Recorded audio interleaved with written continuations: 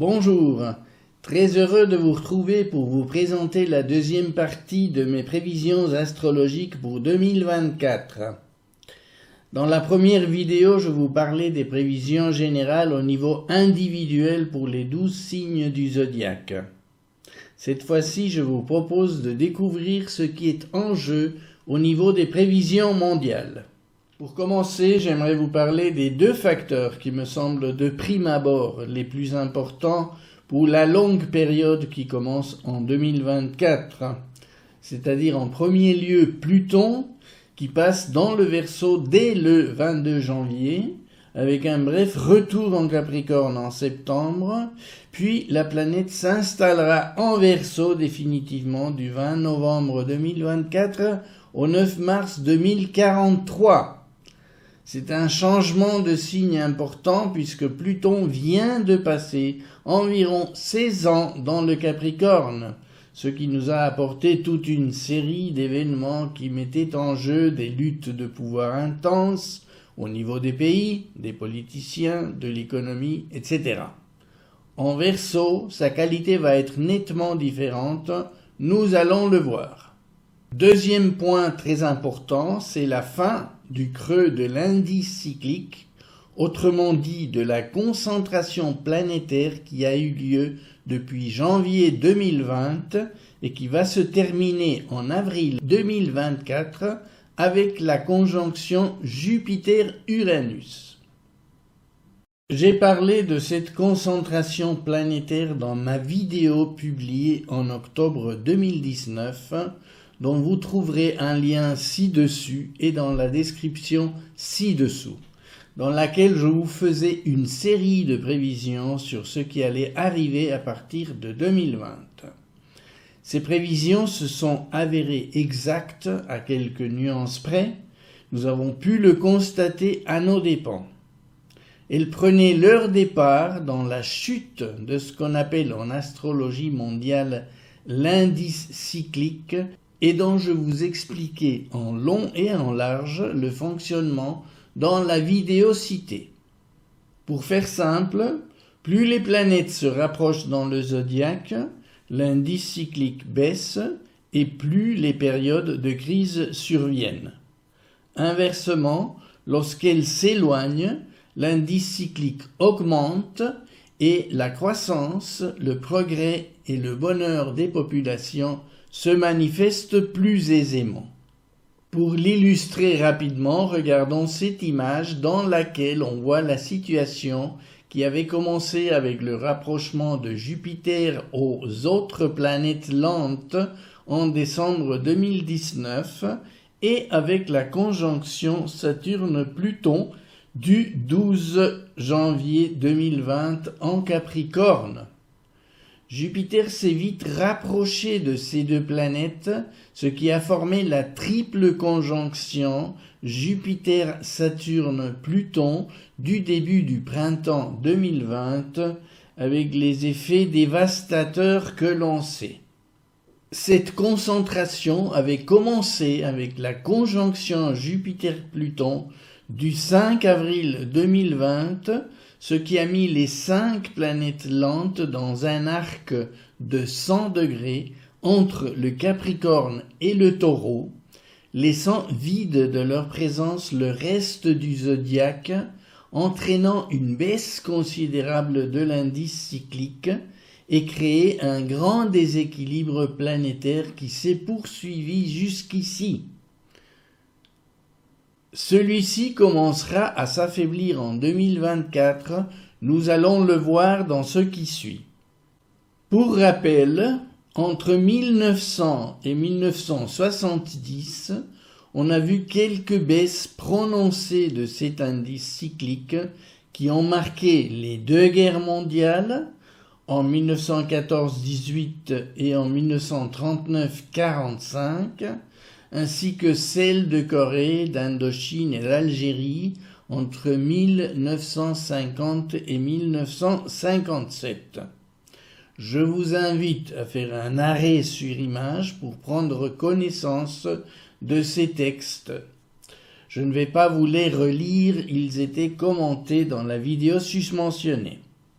Dans notre siècle, cette image vous donne l'essentiel des événements mondiaux entre 2000 et 2019. La période 2014-2019 était particulièrement chargée en événements conflictuels. Je vous laisse lire ces rappels. Elle a vu se produire la baisse progressive de l'indice cyclique, autrement dit le rapprochement des 5 planètes lentes. Dès 2020, les choses se sont vraiment détériorées avec la pandémie Covid-19 et l'invasion de l'Ukraine par la Russie. L'indice cyclique a connu sa descente la plus aiguë à partir du 5 avril 2020 avec la conjonction Jupiter-Pluton, et cela a eu d'immenses conséquences sur la santé, l'économie et la paix dans le monde. Le 24 février 2022, la Russie a envahi l'Ukraine, ce qui a déclenché des bouleversements politiques, militaires et économiques qui rendent la situation comparable à une guerre mondiale qui ne dit pas vraiment son nom. À propos de la pandémie, elle avait été annoncée déjà en 2011 par le grand astrologue français André Barbeau, dans les termes que vous pouvez lire ici. Je vous invite à faire pause sur ce texte et vous constaterez la précision ahurissante de cette prévision. Et on peut se demander à juste titre si nos autorités sanitaires n'auraient pas intérêt à se renseigner un peu plus sur ce que l'astrologie peut apporter pour se préparer à de futurs événements de ce genre. Vous trouverez ci-dessus un lien vers cet article d'André Barbeau consacré aux pandémies. Revenons à notre graphique. La conjonction Jupiter-Uranus du 21 avril 2024 marquera la fin de cette concentration planétaire et le début d'un éloignement de ces 5 planètes lentes, ce qui va signifier théoriquement le début d'une période de soulagement progressif de la tension mondiale et par conséquent de la croissance d'une plus grande harmonie entre les États, d'une amélioration croissante de l'économie, de la santé et en fin de compte du bonheur des populations. En effet, Jupiter va poursuivre son parcours dans le zodiaque plus rapidement que les autres planètes lentes, ce qui va entraîner l'ouverture progressive de l'écart angulaire entre celles-ci et par conséquent la hausse de l'indice cyclique.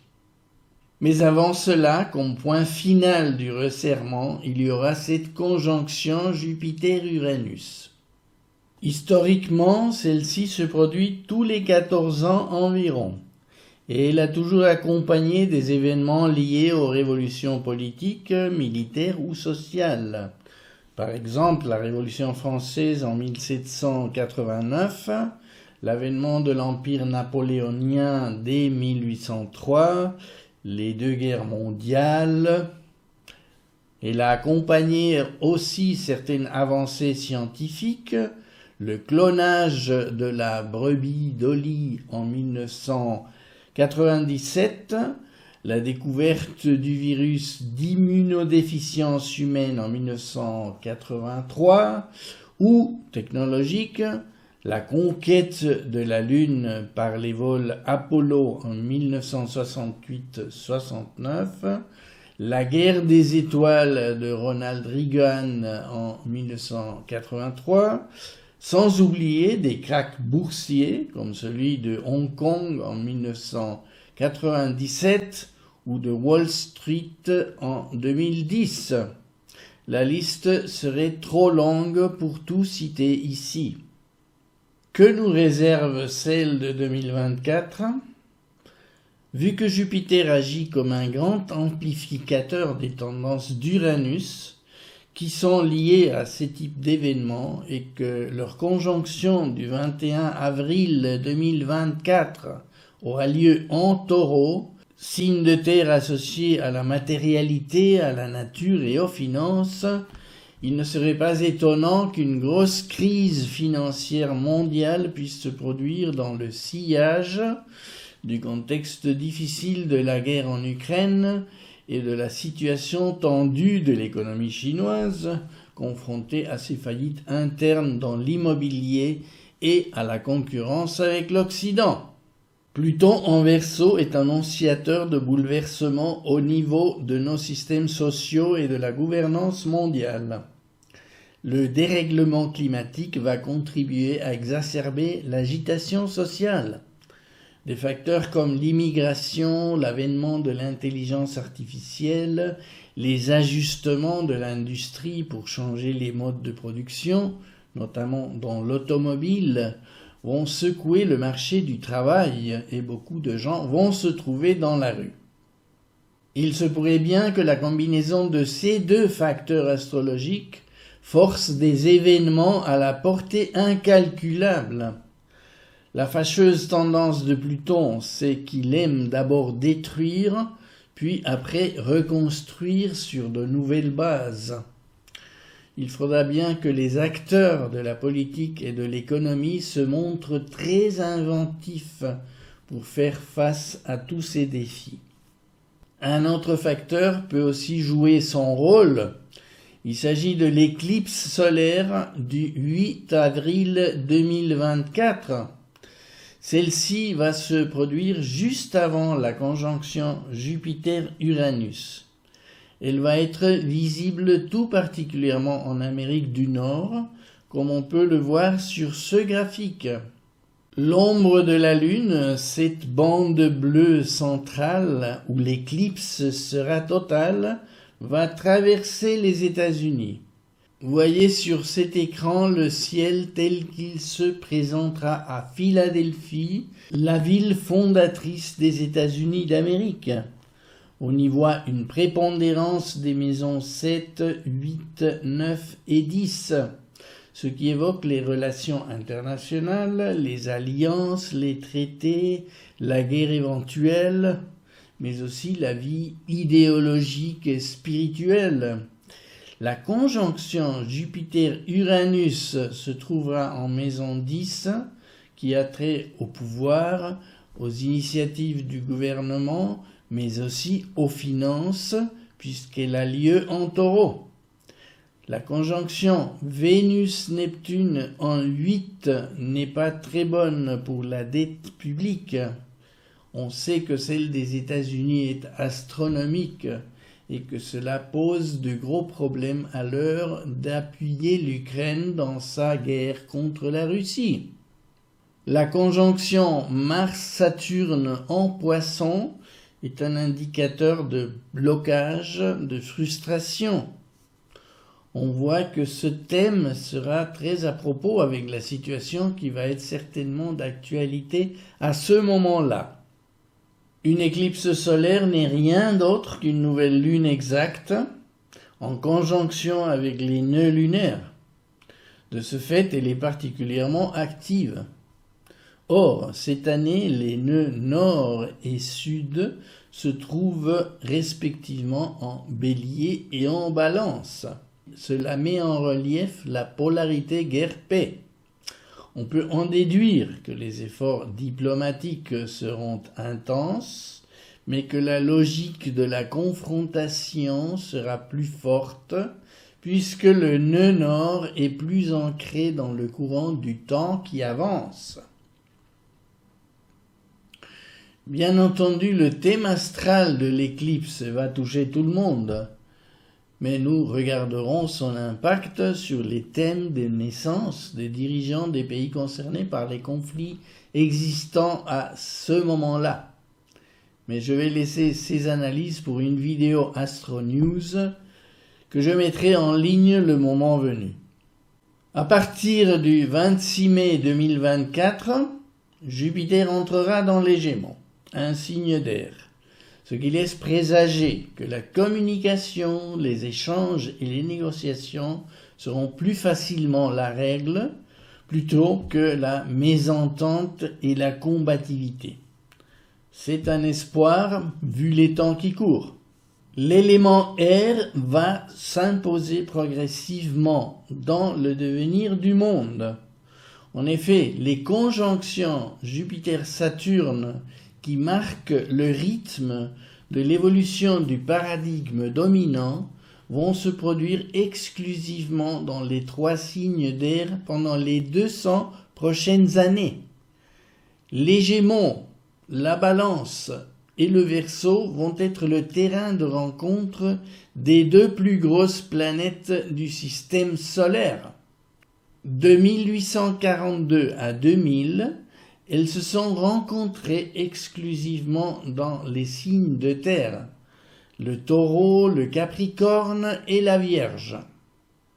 Ce qui a vu s'imposer la mentalité matérialiste, scientifique, basée prioritairement sur tout ce que l'on peut mesurer, vérifier, développer grâce à nos 5 sens. Tout ce qui relevait de la croyance, des expériences chamaniques, religieuses, mystiques, médiumniques, etc., était systématiquement et officieusement banni et discrédité par la science. Le problème de cette approche, certainement compréhensible historiquement, c'est qu'elle est devenue une sorte de nouvelle religion, la norme à laquelle adhère une grande partie de l'humanité.